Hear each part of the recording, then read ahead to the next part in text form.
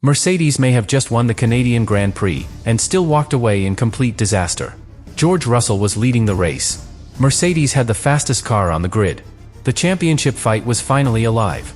Then, out of nowhere, Russell's car completely shut down at full speed. No brakes. No electronics. Nothing.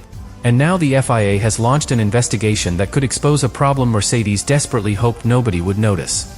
Because what happened in Canada was not just a normal retirement. This may be the first sign that Mercedes pushed the new 2026 regulations too far. And the scariest part is this. The failure happened exactly when Russell was fighting Antonelli in one of the most aggressive teammate battles Formula One has seen in years. A battle so intense that even Toto Wolff looked genuinely worried on the pit wall. But here's what makes this story explode. Just before the car died, Russell admitted he heard strange noises coming from the power unit. Then suddenly, complete blackout. Now insiders believe the issue may be connected to Mercedes' new high-performance MGUK system, the exact upgrade package that turned the W17 into the fastest car in Formula One.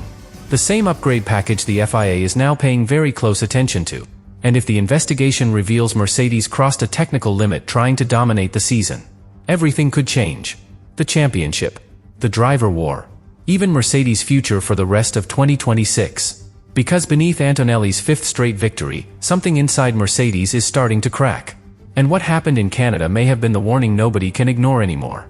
At first, nobody inside Mercedes believed the race could go wrong. That's how dominant they looked in Montreal. From the very first corner, George Russell controlled everything. Perfect launch. Perfect positioning. Perfect pace. And that launch was not random. Mercedes had spent weeks quietly fixing one of the biggest weaknesses of their season, the race starts. Earlier in the year, both Russell and Antonelli had lost critical positions off the line because the clutch system reacted inconsistently. Sometimes the car hooked up perfectly. Other times, it felt delayed, almost nervous. But in Canada, something changed. Russell exploded away from pole position like the car had suddenly unlocked another level. The updated clutch software worked exactly as Mercedes engineers had planned. And immediately, the rest of the grid understood the problem. The W17 was not just fast anymore. It was complete. That is terrifying in Formula One. Because a fast car can still lose. A complete car usually doesn't. Within only a few laps, Russell and Antonelli were already pulling away from everyone else. Lando Norris tried to stay close. Hamilton pushed hard behind them. Verstappen searched for grip everywhere. None of it mattered. Mercedes looked untouchable. But here's where the weekend became psychologically dangerous for the team. The real battle was not happening between Mercedes and Ferrari. It was happening inside the Mercedes garage itself. Russell knew this race was critical for his championship hopes. Coming into Canada, Antonelli already had momentum, confidence, and 4 consecutive victories. Another win would start creating something extremely difficult to stop. Belief. Not just inside the team. Inside Antonelli himself. And you could already feel that shift beginning. Because Antonelli was no longer driving like a rookie protecting results. He was attacking like a driver who genuinely believed the championship belonged to him. That changes everything inside a Formula One team. Especially one with 2 drivers capable of winning every weekend. For nearly 30 laps, the 2 Mercedes drivers pushed each other harder than anyone expected. For lead changes. Aggressive defending. Late braking into the chicanes. Tiny margins at massive speeds. And every lap increased the tension. At one point, Antonelli complained over the radio that Russell was using the entire track and leaving him no room to attack. Now, on the surface, that sounds normal. Drivers complain all the time. But this felt different. Because when teammates start talking like rivals, teams begin losing control of the situation. And Toto Wolff could see it happening live. The cameras kept cutting back to the Mercedes pit wall. Wolff barely moved. His eyes stayed locked on the telemetry screens while both cars fought wheel to wheel. That image became one of the defining moments of the weekend. Not because Mercedes was losing. Because they were winning, and still looked uncomfortable. That sounds strange, but dominant teams fear one thing more than losing to opponents. They fear internal chaos. Think about it like 2 heavyweight boxers wearing the same jersey. Eventually, somebody gets hurt. And what happened next may have confirmed Mercedes' biggest fear. Because just as the battle reached its peak, Russell's car began making noises nobody understood yet. Small noises. Subtle noises.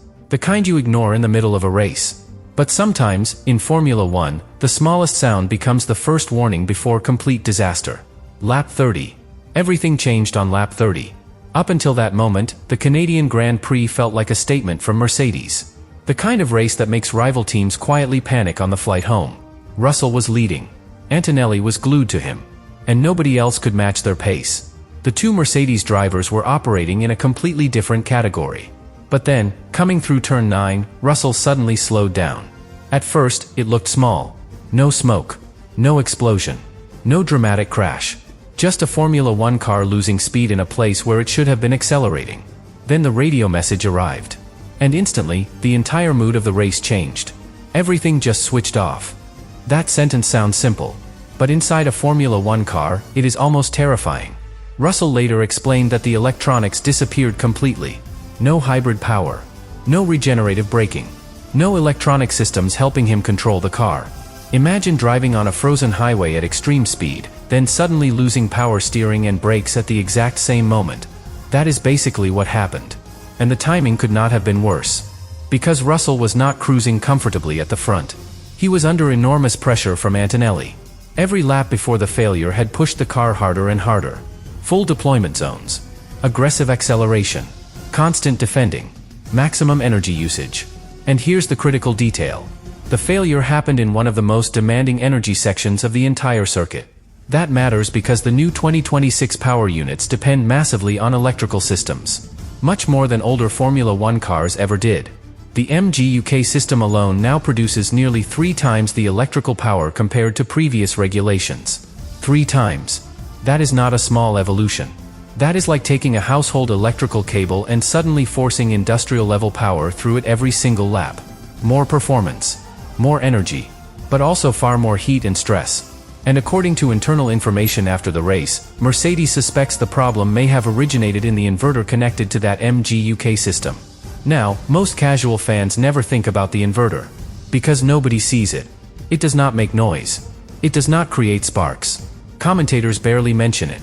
But without it, the electrical energy inside the car cannot properly transform into usable power. Think of it like a translator inside the engine. If the translator suddenly fails, the entire conversation collapses instantly. That may be exactly what happened to Russell. And the really worrying part is that Mercedes reportedly saw signs before the complete shutdown. Russell admitted he had already heard strange noises earlier in the race. Not enough to stop the car. Not enough to trigger panic. But enough that, after the retirement, those sounds suddenly became very important. Because Formula One engineers fear patterns more than isolated problems. One strange noise can be bad luck. A repeated weakness becomes a reliability nightmare. And Canada may have exposed the first real weakness in Mercedes' dominant season. The scary part is that the upgrades themselves were working perfectly. The new front wing improved stability through the chicanes. The lighter gearbox sharpened the balance. The launch system transformed the starts. Everything Mercedes brought to Canada made the car faster. Maybe too fast. Because in Formula One, every extra piece of performance usually comes with a hidden cost. Sometimes the tires suffer. Sometimes the brakes overheat. And sometimes, the electrical systems begin operating so close to their limits that one tiny failure shuts down the entire car. That possibility is exactly why the FIA investigation suddenly became such a massive story after the race. Because once regulators start looking closely at a dominant car, every technical detail becomes important. Every temperature spike. Every power surge. Every unusual failure. And inside the paddock, people immediately started asking questions Mercedes probably did not want to hear yet. The questions after Canada became impossible to ignore. Not because Mercedes lost pace. Because they didn't. That's what makes this situation so dangerous. Usually, when a team starts having reliability problems, the warning signs appear slowly. The car becomes unstable. Performance drops. Drivers complain about balance. None of that happened here. The W17 looked terrifyingly fast right up until the exact second Russell's car shut down. And that creates a completely different kind of fear inside Formula One. Because if a failure comes without warning, engineers cannot easily predict the next one. That uncertainty spreads through an entire team. Suddenly, every driver feels it. Every strategist feels it. Every mechanic starts checking the same parts twice. And meanwhile, the FIA is now watching closely. Reports after the race confirmed that Russell received a post-race sanction under investigation, although the exact details were still unclear in the immediate aftermath. Now, that detail may sound small. But in Formula One, timing is everything. An investigation connected to a team already dealing with a catastrophic technical failure immediately creates suspicion across the paddock. And Formula One paddocks survive on suspicion. The moment one dominant team looks vulnerable, rivals begin searching for weaknesses everywhere. Especially under completely new regulations. Remember, 2026 is not just another season. The entire technical philosophy of Formula One changed. The electrical systems became dramatically more powerful. Teams had to redesign how energy flows through the car, how cooling works, and how aggressively they can deploy power during a race. Mercedes appeared to understand those regulations better than anyone. Until Canada. And here's where things become psychologically brutal for the team. Because while engineers investigate the failure, the championship situation keeps moving. Antonelli inherited the lead after Russell retired and never looked back. The race suddenly became calm for him. No desperate defending. No massive tire pressure. Just controlled dominance. Mercedes even executed a clean conservative pit strategy to protect the victory once Hamilton stopped behind them. Everything looked smooth externally. But internally, the garage atmosphere was completely different. Because everyone understood what had just happened. Russell did not lose points because of a mistake. He lost them because the car failed while leading. Drivers can accept being beaten.